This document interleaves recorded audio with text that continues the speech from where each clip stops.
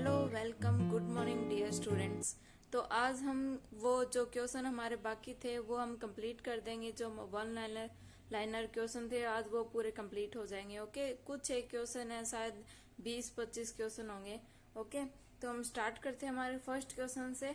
First question क्या दे रखा है कि यदि बिंदु आर से ओ केंद्र वाले किसी वृत्त पर आर ए और आर बी स्पर्श रेखाएं थीटा कोण पर झुकी हुई हैं तो कोण ए ओ बी 40 डिग्री हो तो कोण थीटा का मान ज्ञात कीजिए। ओके, इसमें क्या दे रखा है कि एक ओ केंद्र वाला एक वृत्त दे रखा है इस तरीके से।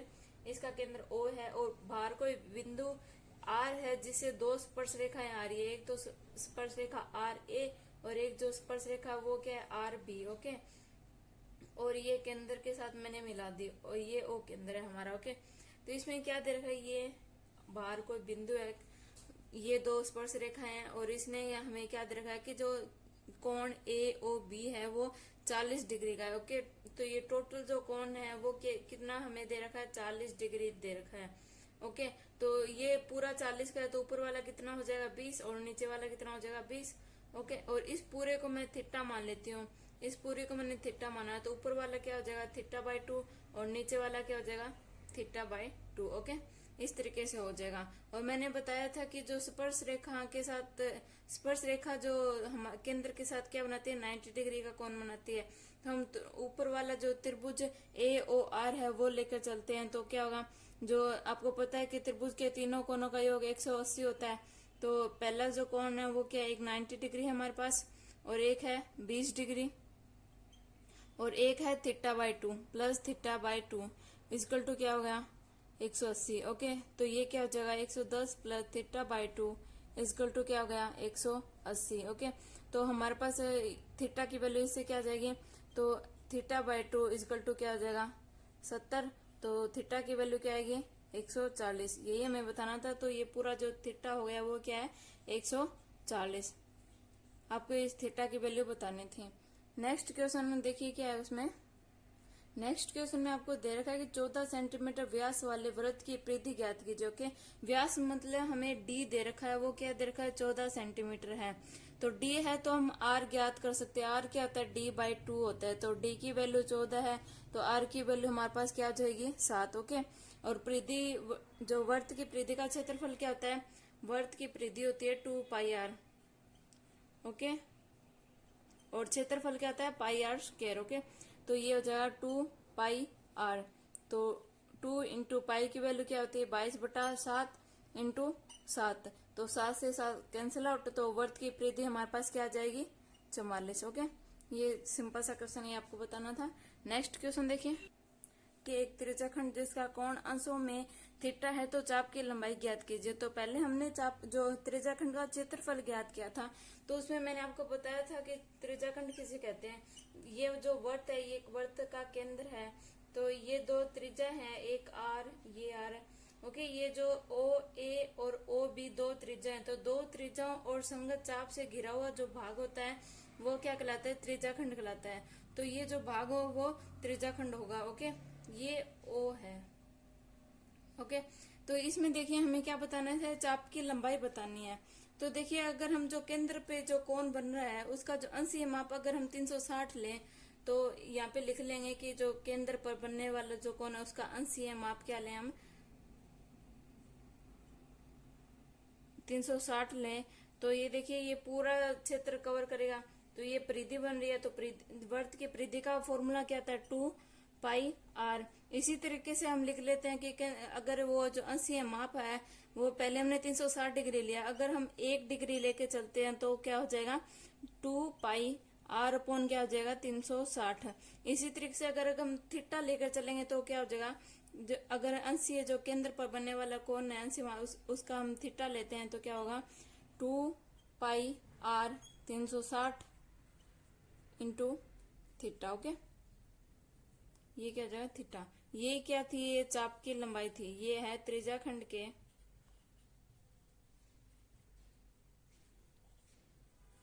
चाप की लंबाई। ओके, ये आपको बताना था।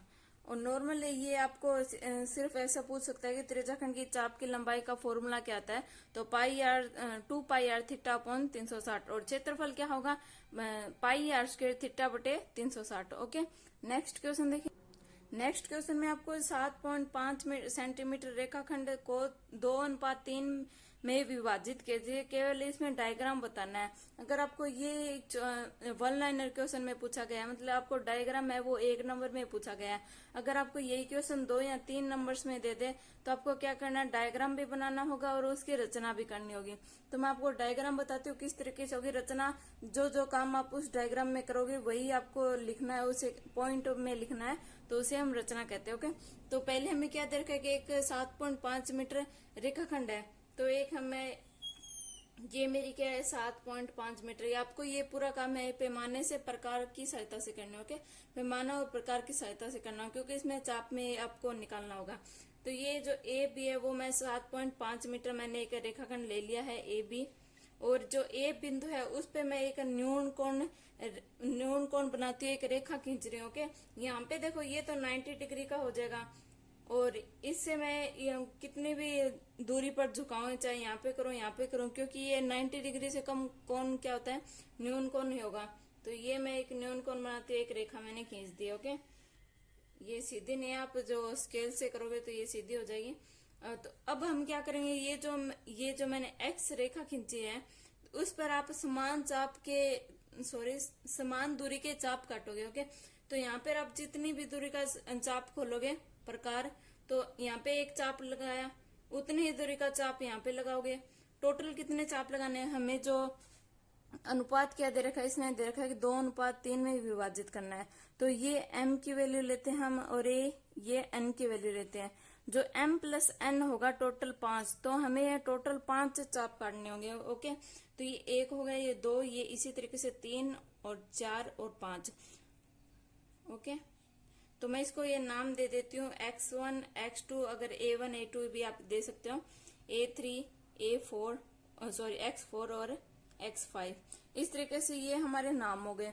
और आपको क्या देखिए, ये ध्यान रखना होगा कि जो x1 है वो इक्वल होगा x1 x2, और इक्वल होगा जो x2 x3।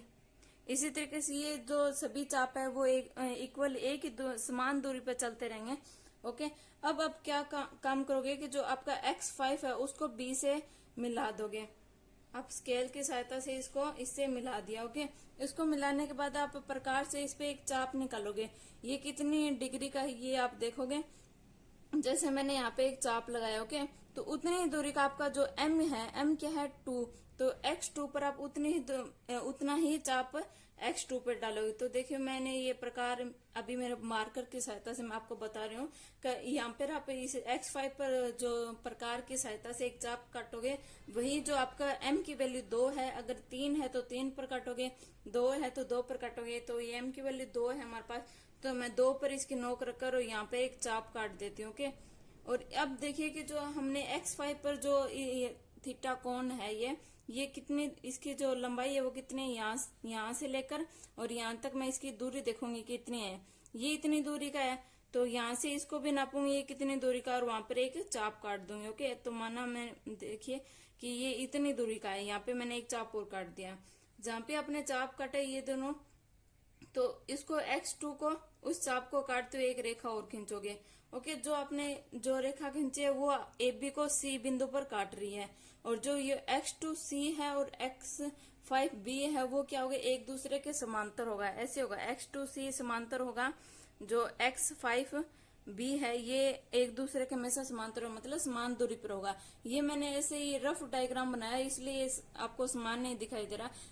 जब आप पैमाने की सहायता से बनाओगे तो ये एकदम आपका अच्छे तरीके से ये डायग्राम आएगा। और जो ये अलग अलग विभाजित करेगा, ये 2 और ये 3, यही आपको बताना था कि आप एक रेखाखंड है जो 7.5 सेंटीमीटर है उसको 2:3 में विभाजित कीजिए। ये डायग्राम बनाना है आपको।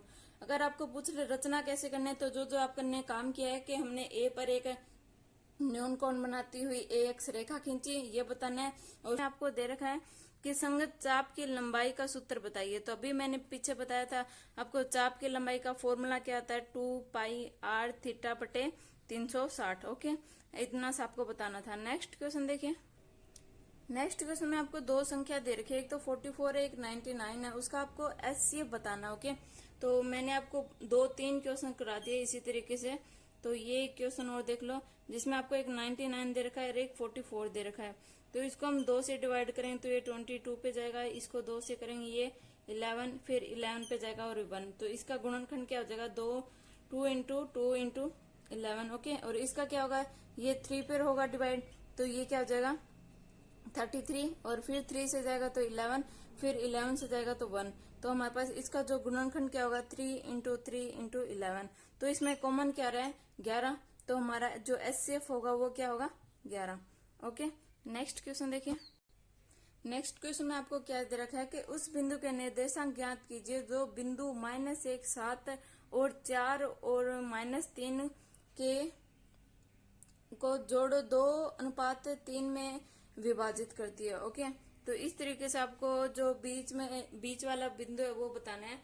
तो इस तरीके से हमारे पास एक रेखाखंड है जिसके जो एक बिंदु ए है वो हमें दे रखा है -1 और 7 है, और एक बिंदु हमें दे रखा है वो बी है, वो है 4 और -3। ओके, इस तरीके से हमें वैल्यू दे रखी है और इसको 2:3 में विभाजित कर रहा है, और ये जो बीच वाला बिंदु जो विभाजित कर रहा है वो हमें बताना है। तो मैं इसे पी मान लेती हूँ, और इसके जो एक्स और वाई, और ये क्या हो जाएगा x1 और y1, और ये क्या था, ये हो जाएगा x2 और y2। ओके, तो हमें ये बिंदु बताना है, इस बिंदु की वैल्यू बतानी है, ये क्या होगा। तो देखिए ये जो अनुपात आपको दे रखा है वो m1 होता है, और ये क्या होता है, ये m2 होगा। तो आपको अनुपात का फॉर्मूला क्या होता है, तो आपको बिंदु ज्ञात करने हैं। तो अगर आपको अनुपात दे रखा है, मध्य बिंदु दे रखा था, तो हमने क्या किया था x2 प्लस x1/2 किया था। अगर हमें अभी अनुपात दे दिया तो अनुपात का फॉर्मूला क्या होगा, इसका होगा कि m1 x2 plus m2 x1/m1 plus m2। Okay, इसी तरीके से y की क्या वैल्यू होगी, y की होगी m1 y2 plus m2 y1/m1 plus m2। Okay, ये आपके पास होगा। तो यहाँ पे m1 और m2 की वैल्यू क्या है, 2 और 3 दे रखी है, x2 और x1 सभी की वैल्यू हमारे पास है। तो हम फॉर्मूले में पुट करेंगे कि x और y की वैल्यू हमें ज्ञात करनी है, और m1 की वैल्यू हमारे क्या पास, m1 की वैल्यू है 2 इंटू x2 की वैल्यू क्या है 4 प्लस m2 की वैल्यू क्या है 3 और x1 की वैल्यू क्या है -1। ओके, और नीचे m1 प्लस m2 तो क्या हो जाएगा 5। इसी तरीके से हम y की वैल्यू पुट करेंगे तो m1 हमारे पास क्या है 2 इंटू y2 क्या है -3, और प्लस में m2 क्या दे रखा है 3, और m1 क्या है 7, सॉरी y1 क्या है 7, अपॉन में क्या आ जाएगा 5। आप इसको सोल्व करोगे तो आपके पास ये, इसका हम सोल्व करेंगे तो ये हमारे पास क्या हो जाएगा 8 - 3। ओके, तो ये क्या हो जाएगा 8 - 3 बटे 5, और एक हमारे पास क्या हो जाएगा -6, और ये क्या हो जाएगा प्लस क्या 21 बटे 5। तो इससे क्या आ जाएगा 5 बटे 5, और एक वैल्यू हमारे पास क्या आ जाएगी 15 बटे 5। तो इससे जो x और y की वैल्यू हमारे पास क्या आएगी, x और y की वैल्यू आ जाएगी, ये इससे कैंसिल आउट, 1 पर इससे होगा 3 पर, तो 1 और जो 3 है वो हमारे जो मध्य बिंदु आगे जो इस रेखाखंड को 2:3 में विभाजित कर रहे हैं। ओके, यही आपको बताना था। नेक्स्ट क्वेश्चन देखिए। नेक्स्ट क्वेश्चन है इस तरीके के भी मैंने आपको 4-5 क्वेश्चन करवा दिए। उसमें क्या दे रखा है, एक बिंदु है 7 और -3 और इसकी x एक्सिस से दूरी बताइए। तो ये क्या होगा, ये होगा हमारा y एक्सिस और ये होगा x एक्सिस। तो इस पे बिंदु क्या होंगे हमारे पास, एक तो दे रखा है +7, तो x पे +7 कहाँ पर होगा, यहाँ पर, और जो y की वैल्यू दे रखी है वो हमें दे रखे है -3, तो -3 नीचे की साइड होगी, तो ये मैं मान लेती हूँ यहाँ पर -3 है। तो ये जो बिंदु आ जाएगा ये A मान लो, ये O और ये B, तो O बिंदु हमारे पास क्या आ जाएगा 7 और -3, इस तरीके से आ जाएंगे। और हमें पूछा क्या y एक्सिस से दूरी पूछे, तो ये है y एक्सिस, तो इससे इन दोनों के मध्य दूरी पूछी है। तो BO के मध्य दूरी का फॉर्मूला क्या होगा, x2 - x1 की whole square plus y2 - y1 की होल स्क्वायर। ओके, तो इस पे ये बिंदु के निर्देशांक क्या हो गया, ये y की वैल्यू है और आपको पता है y एक्सिस पे x की वैल्यू 0 होती है, तो इस पे जो हमारे जो निर्देशांक क्या आ जाएंगे 0 और -3, तो ये क्या आ जाएगी x1 और y1 की वैल्यू और ये हो जाएगी x2 और y2 की वैल्यू। ओके, इस जो वैल्यू को आप फॉर्मूले में पुट करो तो आपकी OA की दूरी आ जाएगी, ये हो जाएगा। नेक्स्ट क्वेश्चन देखिए। नेक्स्ट क्वेश्चन में भी आपको उसी तरीके से दे रखा है कि P से एक O केंद्र वाले वृत्त पर PA और PB स्पर्श रेखाएं 80 डिग्री कोण पर झुकी हुई हैं, तो जो AOB है वो हमें बताना है। तो इस तरीके से डायग्राम बनेगा कि ये O केंद्र वाला एक है वृत्त है और P से दो स्पर्श रेखाएं खींची जाती है। पहले हमने T से खींची थी, फिर R दे दिया। इसी तरीके से आपको जो थोड़ा थोड़ा चेंजिंग करके दे रहा है और तरीका करने का तरीका सेम ही है सभी का। ओके, दो स्पर्श रेखाएं, एक तो है PA और एक है PB, और आपको पता है कि ये जो स्पर्श रेखा है त्रिज्या के यहाँ केंद्र के साथ 90 डिग्री का कोण बनाती है। तो हमें बताना कि जो कोण AOB है वो हमें बताना है, ये पूरा कोण हमें बताना है। और ये क्या दे रखा है, ये इसने क्वेश्चन में स्पर्श रेखा है वो 80 डिग्री कोण पर झुकी हुई है, तो ये टोटल जो दे रखा है वो 80 डिग्री है। तो ऊपर वाला क्या हो जाएगा 40 और नीचे वाला क्या हो जाएगा 40। तो जब हम त्रिभुज AOP को लेके चलेंगे, O1 मान लो इसको, ऊपर वाले को O1 और नीचे वाले को O2, तो जो एंगल O है वो क्या हो जाएगा O1 प्लस क्या हो जाएगा O2। ओके, तो हम AO1 ज्ञात करेंगे, AO1P। तो देखिए इसमें जो हमारे पास एक तो एंगल A दे रखा है और एक एंगल P, ये ऊपर वाला P1 है, फिर P से भी आप समझ जाओगे ऊपर वाला लेना हमें है। और एक एंगल है O1 इक्वल टू क्या हो जाएगा 180, तो A की वैल्यू क्या है 90 प्लस P की वैल्यू क्या है 40 प्लस O1 की वैल्यू हमें ज्ञात करनी है इक्वल टू क्या हो जाएगा 180। तो ओके, और ये हमारे पास क्या हो जाएगा, ये हो जाएगा 130 और प्लस में क्या हो जाएगा O1 इक्वल टू क्या होगा 180, तो O1 की वैल्यू यहाँ से क्या आ जाएगी 50। ओके, और तो ये O1 की वैल्यू 50 है, तो टोटल O कितना हो जाएगा, O हो जाएगा 100। ओके, इसी तरीके से हमें ये टोटल O हो जाएगा 100। ओके, ये क्वेश्चन था, ये आपको एंगल O बताना था। कभी ये एंगल P पूछ लेता है, कभी O पूछ ले, इसी तरीके से आपको थोड़ा सा जो क्वेश्चन है इधर उधर करके देता है और करने का तरीका सभी का सेम रहता है। नेक्स्ट क्वेश्चन देखिए, लिखा है कि एक कार 3 मिनट में पहला और 6 मिनट में दूसरा और 9 मिनट में तीसरा यातायात सिग्नल पर पार करती है। ओके, तो 13वां सिग्नल कितने समय में पार करेगी ये हमें पूछा है। तो पहला कितने मिनट में करती है 3 मिनट में, दूसरा 6 में, ये हमारे पास क्या बनेगी समांतर श्रेणी बन रही है। ओके, ये AP बन रही है, एक पहला 3 मिनट फिर 6 मिनट फिर 9 मिनट, और हमें क्या पूछा है जो 13वां सिग्नल है वो कितने मिनट में पार करेगी। तो हमें जो N की वैल्यू इसने क्या दे दी है 13, तो A13 की वैल्यू हमें ज्ञात करनी है। तो N का फॉर्मूला होता है A plus N minus 1 into D। A की वैल्यू क्या है 3 प्लस N की वैल्यू क्या है 13 माइनस 1 इंटू D की वैल्यू क्या आएगी, देखिए D होता है A2 माइनस A1, तो A2 की वैल्यू 6 माइनस 3 करेंगे तो 3, तो ये हो जाएगी 3, तो हो जाएगा 3 प्लस ये 12 इंटू 3, तो हमारे पास इसकी जो वैल्यू क्या आएगी 3 प्लस 36 इजकल टू 39। तो ये जो 39 है ये हमारे पास किसकी वैल्यू आ गई A13। तो जो 39 मिनट में क्या करेगा 13वां सिग्नल पार करेगा। ओके, ये आपको बताना था। नेक्स्ट देखिए, नेक्स्ट क्वेश्चन में आपको दे रखा है कि दो संख्याओं का गुणनफल 12,960 है और तथा उसका महत्तम समापवर्त्य 18 है, तो लघुत्तम समापवर्त्य ज्ञात कीजिए। तो कैसे करोगे कि हमें पता है कि दो संख्याओं का गुणनफल इक्वल होता है HCF इंटू LCM, इस तरीके से होता है। ओके, तो हमें गुणनफल ये दे रखा है दो संख्याओं का कितना है 12,960, और जो HCF है वो हमें क्या दे रखा है 18, और जो LCM है वो हमें ज्ञात करना है। ओके, LCM ज्ञात करना है, तो इससे LCM आप ज्ञात कर सकते हो, क्या हो जाएगा 12,960 अपॉन में क्या हो जाएगा 18, तो आपके पास जो LCM की वैल्यू क्या आएगी वो आएगी 720। ओके, आपको कुछ नहीं मल्टीप्लाई करना और डिवाइड ही करना था। नेक्स्ट क्वेश्चन देखिए, ये थोड़ा टफ क्वेश्चन है नेक्स्ट वाला।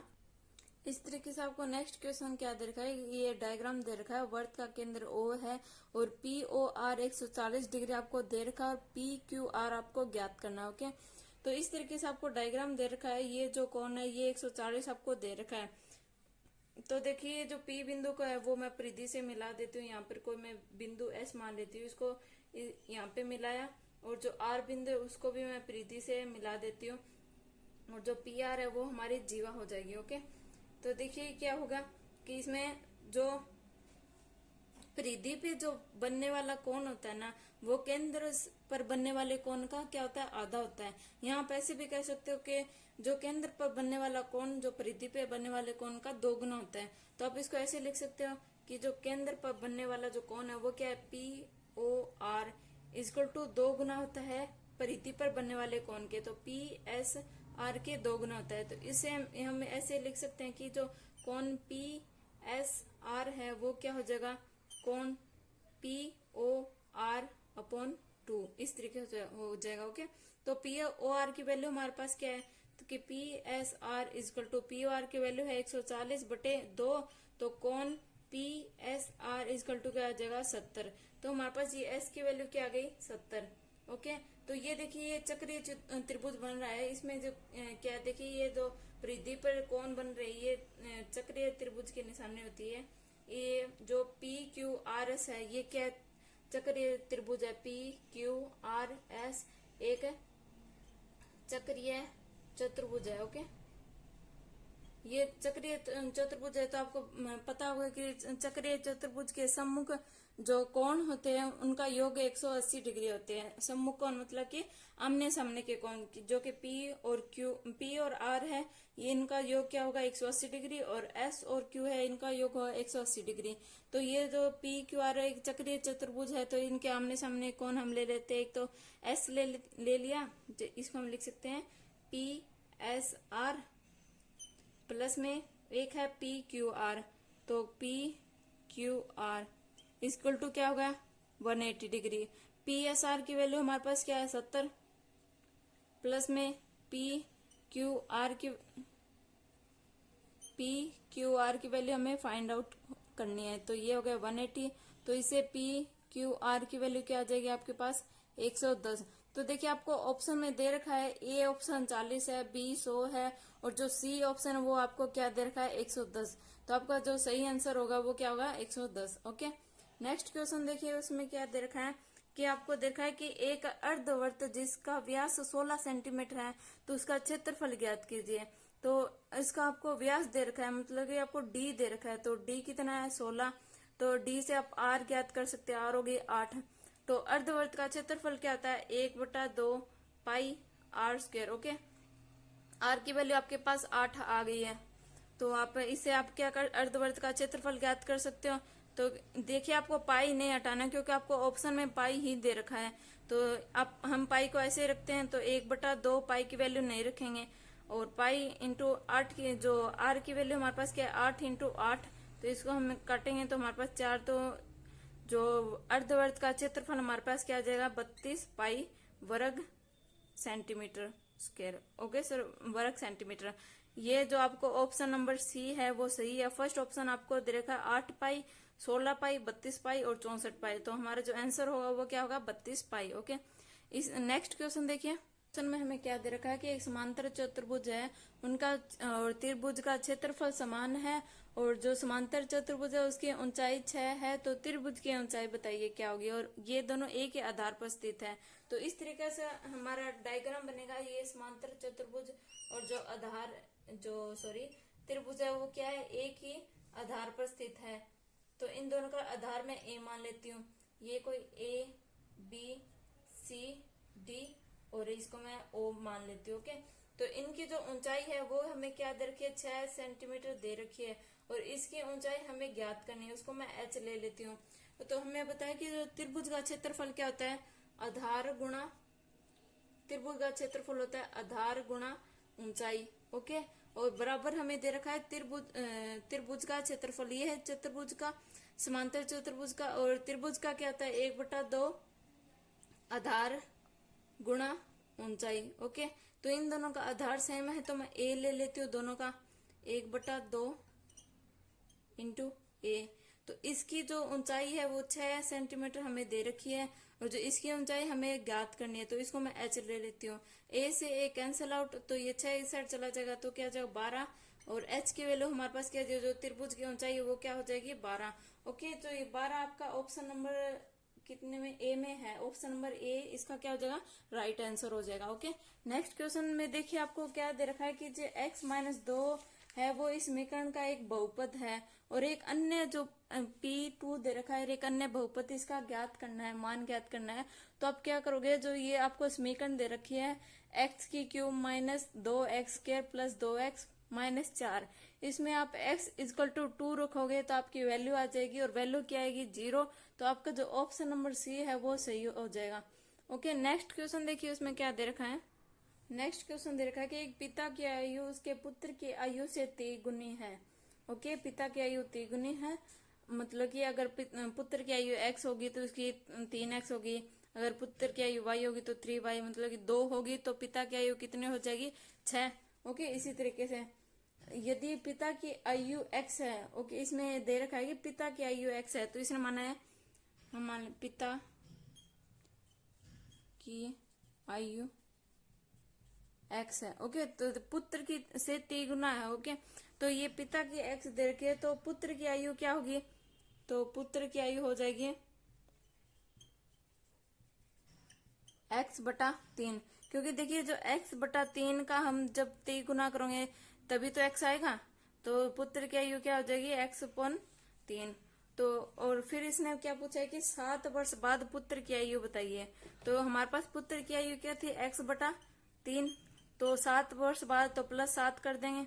ओके, इतना ही हमें ये क्वेश्चन पूछा है, तो आपका जो ऑप्शन नंबर बी है x/3 + 7, तो ये क्या हो जाएगा, राइट आंसर हो जाएगा, बी ऑप्शन सही हो जाएगा। ओके, नेक्स्ट क्वेश्चन देखिए आपको क्या दे रखा है कि 1, 3, 5 और x का समांतर माध्य 4 है, तो x की वैल्यू ज्ञात कीजिए। तो समांतर माध्य का फॉर्मूला क्या होता है, देखिए कि समांतर माध्य का फॉर्मूला होता है जो आपको जो संख्या दे रखी है उनका योग बटे कुल कितनी संख्या है वो। ओके, समांतर माध्य इक्वल टू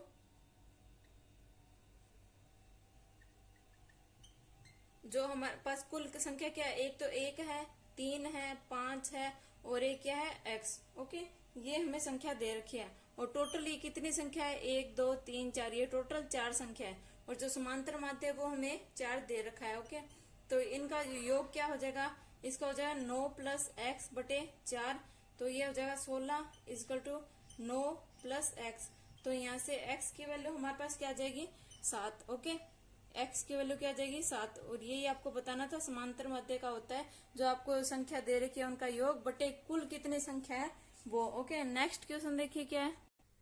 नेक्स्ट क्वेश्चन आपको क्या देखा है, 5 सेंटीमीटर त्रिज्या वाला वृत्त है और केंद्र से 13 सेंटीमीटर दूर कोई बिंदु है जिस पर एक स्पर्श रेखा की, उससे स्पर्श रेखा की लंबाई बताइए। तो इस तरीके से आपका डायग्राम है, 5 सेंटीमीटर का एक वृत्त है और केंद्र से 13 सेंटीमीटर दूर एक कोई और बिंदु है जिससे स्पर्श रेखा जो ए बी स्पर्श रेखा है, और इसकी लंबाई हमें ये पूछी गई है। ओके, ए बी की वैल्यू हमें पूछा है, तो ये देखिए ये इसमें लंब कौन सा है, आधार कौन सा है, ये कैसे पता चलेगा। आपको पता है कि स्पर्श रेखा त्रिज्या और यहाँ केंद्र के साथ क्या 90 डिग्री का कोण बनाती है, तो ये क्या है, ये 90 डिग्री का हो गया। तो 90 डिग्री के जस्ट सामने वाली भुजा क्या होती है, कर्ण होती है। तो ये इस तरीके से डायग्राम है, देखिए ये जो 13 सेंटीमीटर है, 13 सेंटीमीटर क्या है हमारे पास ओ ए, जो ओ ए है वो क्या है 13, और आधार हमारे पास क्या हो जाएगा 5 सेंटीमीटर। ओके, ये हो जाए 5 सेंटीमीटर, ये ए, ये ओ और बी। ओके, जो ओ ए है वो 13 सेंटीमीटर, और हमें क्या ज्ञात क्या करना है, सॉरी ये हो जाएगा बी, ये बी हो गया। तो हमें ओ जो ओ बी की वैल्यू क्या है 5 सेंटीमीटर, ये ओ बी है, ये लंब है क्योंकि 90 डिग्री कोण बना है, इसके सामने वाली भुजा कर्ण है 13 सेंटीमीटर। जो ओ ए है, जो ओ ए है वो क्या है 13 सेंटीमीटर, और जो ए बी है वो हमें ज्ञात करना, और ए बी क्या है आधार।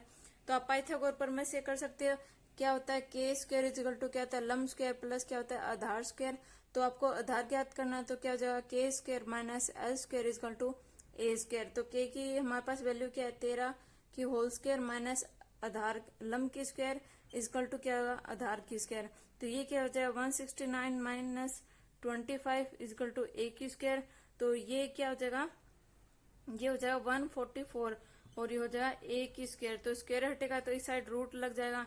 तो ये जो किसका रूट होता है 144, ये होता है 12 का। तो हमारे पास ए की वैल्यू क्या आ जाएगी 12। ओके, यही आपको बताना था कि ए बी जो स्पर्श रेखा है ए बी, उसकी लंबाई बताइए क्या है वो। तो लंबाई क्या हो जाएगी 12 सेंटीमीटर। ओके, नेक्स्ट क्वेश्चन देखिए। नेक्स्ट क्वेश्चन आपको क्या दे रखा है कि 13 जो एक समांतर श्रेणी दे रखी है, एक दे रखी है 13, 8 और 3, और इसमें क्या पूछा है कि प्रथम 20 पदों का योग बताइए। तो हमें n की वैल्यू यहाँ 20 दे रखा है और योग का फॉर्मूला क्या होता है, पदों के योग का formula S N equal to होता है n/2 ब्रैकेट बंद 2a plus n-1 into D. Okay, ये आपका फॉर्मूला होता है। तो n की वैल्यू हमारे पास क्या दे रखा है इसने 20, और a की वैल्यू क्या है, जो पहला जो समांतर श्रेणी का है a1, वो हमारे पास a की वैल्यू होगी। n की वैल्यू 20 है ही, और d की वैल्यू क्या होगा a2 माइनस a1, तो 8 माइनस 13, तो हमारे पास a की वैल्यू क्या आ जाएगी -5। ओके, सॉरी d की वैल्यू आ जाएगी -5। तो हम इस जो हमारे पास फॉर्मूला इसमें पुट करेंगे, n की वैल्यू है हमारे पास 20/2 और a की वैल्यू है 2, सॉरी a की वैल्यू है 13 प्लस n की वैल्यू 20 -1 इंटू डी की वैल्यू है -5। ओके, इस तरीके से हो गया। तो ये हो जाएगा 10, अंदर क्या आ जाएगा 26 प्लस ये हो जाएगा 19 इंटू -5। तो देखिए ये हमारे पास एस एन की वैल्यू क्या आएगी, इसको आप सोल्व करोगे तो ये क्या आ जाएगा 10 ब्रैकेट बंद 69। ओके, माइनस का आएगा क्योंकि देखिए ये इसको 19 को आप 5 से मल्टीप्लाई कराओगे तो ये क्या आ जाएगा 95 आएगा माइनस का। तो इसको प्लस का माइनस की संख्या बड़ी है तो ये इसको आप प्लस माइनस करोगे 26, तो क्या आ जाएगा माइनस का 69। तो ये हमारे पास एस एन जो एन की वैल्यू क्या है 20, तो एस 20 की वैल्यू हमारे पास क्या आ जाएगी माइनस का 690। ओके, इस तरीके से हमारे पास ये जो एस 20 है इसकी वैल्यू ये आ जाएगी। यही आपको बताना था कि कुल पदों का जो योग है वो आपको ये बताना था। नेक्स्ट क्वेश्चन देखिए क्या है। नेक्स्ट क्वेश्चन दे रखा है कि दो पूर्णांक संख्याओं का एचसीएफ व एलसीएम 12 और 336 है, यदि एक पूर्णांक 48 है तो दूसरा बताइए। तो मैंने आपको बताया था कि दो संख्याओं का गुणनफल इजकल टू होता है एचसीएफ इंटू एलसीएम। ओके, तो दो संख्या कोई भी मैं x1 इंटू x2 मान लेती हूँ, वो इक्वल किसकी होती है एचसीएफ प्लस में सॉरी इंटू एलसीएम। तो हमें एक संख्या दे रखी है, तो मान लो x1 एक संख्या दे रखी है, दूसरे में ज्ञात करनी है। तो जो हमें 48 दे रखा है, आप किसी को भी मान सकते हो। मैंने मान लिया x1 हमें दे रखा है और x2 हमें ज्ञात करना है। ओके, और जो एचसीएफ और एलसीएम इसने क्या दे रखा है, एक तो हमें 12 दे रखा है और एक दे रखा है 336। ओके, तो इससे आप x2 की वैल्यू ज्ञात कर सकते हो। तो 12 इंटू 336/48, तो इसको आप डिवाइड करोगे मल्टीप्लाई करके, कुल आपकी टोटल वैल्यू आपके पास क्या आ जाएगी x2 की वैल्यू 84। ओके, तो हमारे पास x2 की वैल्यू क्या आएगी 84। यही आपको बताना था, वही फॉर्मूला है, दो संख्याओं का गुणनफल इजकल टू क्या होता है एचसीएफ इंटू एलसीएम। ओके, और एक संख्या हमें दे रखी है, दूसरी संख्या ज्ञात करना, और इन एचसीएफ और एलसीएम दोनों हमें दे रखा है। नेक्स्ट क्वेश्चन देखिए क्या होगा। नेक्स्ट क्वेश्चन में हमें दे रखा है कि यदि ई नहीं की प्रायिकता 0.95 है तो पीई मतलब पी होने की प्रायिकता क्या होगी, पीई होने की प्रायिकता। तो इसमें हमें दे रखा है पीई डैश की वैल्यू हमें दे रखी है 0.95। तो मैंने बताया था कि जो पीई डैश होता है वो किसके इक्वल होता है, जो हमारे पास कुल जो प्रायिकताओं का योग होता है और माइनस जो मतलब जो कुल प्रायिकताओं का योग माइनस जो सही होने की प्रायिकता है, जो पी ई होने की प्रायिकता और नहीं होने की प्रायिकता, ये है नहीं होने की प्रायिकता, और जो पी ई है वो है होने की प्रायिकता। तो कुल प्रायिकताओं के योग में से हम होने की प्रायिकता निकालेंगे तो नहीं होने की आ जाएगी।